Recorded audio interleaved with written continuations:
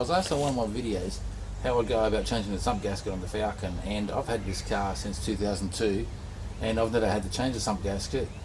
But needless to say, my Toyota and this Falcon, I use a leak seal expander from Liquid Intelligence, and this one here's for hydraulics, so that one's for power steering. I've got to get some more, but I just wanted to show you what the bottle looks like. Yeah, I've never had a problem. So my Toyota actually had a couple of oil leaks when I first got it, and I put that stuff in after about 6 months. All but one leak stopped. I had to change the O-ring on the distributor only. The other leaks all stopped. And so every time I do an oil change, I use a seal expander to keep all the seals fresh and soft.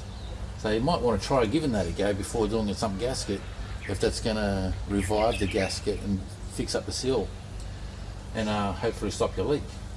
But anyway, if I had to change the sump gasket in this, I'd want to get an engine support bar that goes over the top and hold the engine up, and then I'd have to go underneath and drop the whole steering rack, the cross member. So you get the sump underneath here, obviously going past. Now you're going to have to drop this.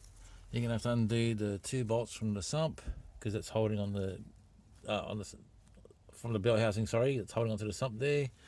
You'd have to drop the steering rack and everything, take all this away to get access to the sump, or pull the engine out. Honestly, I'd probably just bite the bullet and pay someone to do it for me in this case, because that's a lot of everything you got to undo. Make sure you got the right tools and have the right torques and everything. It's just a lot of, if it costs you $600 or $1,000 to get the sump gasket changed, and it's done properly by a mechanic, that's probably save you a whole bunch of effort if you can afford it. I definitely would go that way. I don't think I would actually tackle this job. But anyway, that's what you're looking at. So you've got the sway bar and everything that has to come off.